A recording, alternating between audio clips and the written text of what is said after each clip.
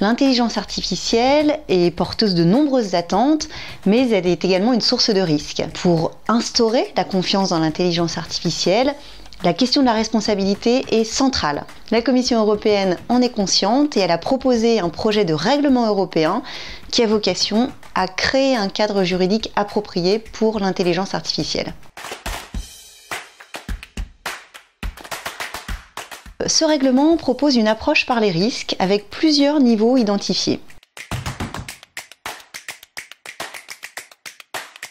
Le premier niveau correspond aux IA avec des risques inacceptables. Ces IA seraient par principe interdites. On pense à des IA qui sont autour de dispositifs de reconnaissance biométrique à distance, en temps réel, dans l'espace public, à des fins de maintien de l'ordre par exemple, mais également aux systèmes de notation sociale qui sont utilisés par certains États, et de façon un peu plus anecdotique également à des dispositifs qui pourraient être utilisés pour manipuler le comportement humain en abolissant ou en altérant leur libre arbitre. L'idée ou l'exemple qui est parfois donné par la Commission européenne, ce serait celui de jouets qui, par une incitation vocale, viendrait amener des mineurs, par exemple, à adopter un comportement dangereux. Le deuxième niveau de risque correspond à des IA qu'on appelle à risque élevé ou à haut risque, pour lesquels un certain nombre d'obligations seraient imposées.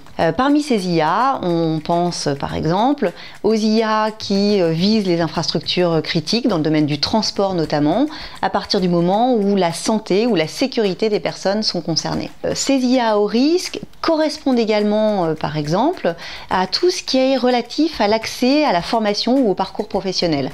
Ça pourrait être par exemple un dispositif d'IA qui faciliterait la notation d'épreuves académiques ou professionnelles. Dans le domaine du recrutement, ça pourrait être par exemple des logiciels de tri des CV, et il y a énormément d'autres applications qui sont visées par le projet de règlement.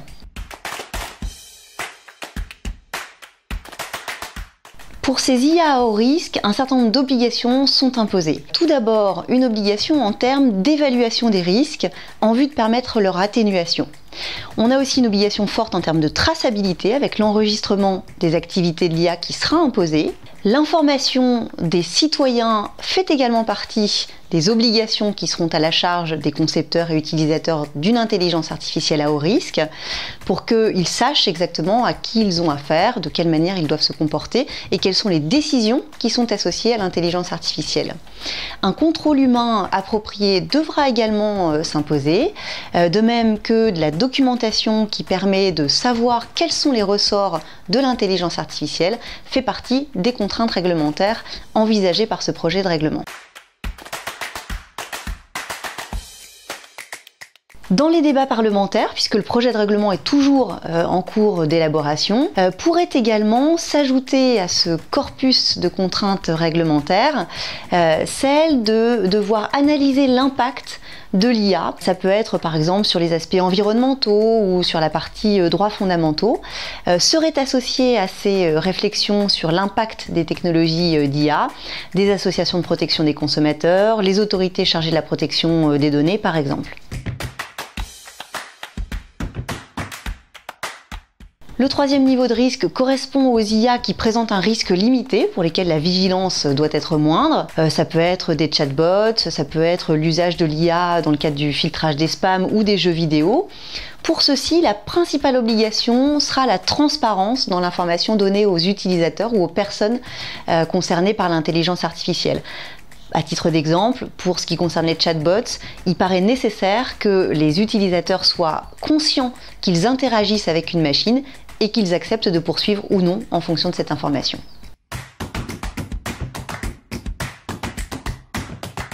Le principal mérite de ce projet de règlement est de fixer un cadre clair sur les responsabilités en termes d'intelligence artificielle. Je rappelle qu'on est sur un projet de règlement et qu'on ne sait pas aujourd'hui quelle sera la durée du processus d'adoption, ni quelle serait sa date d'entrée en vigueur.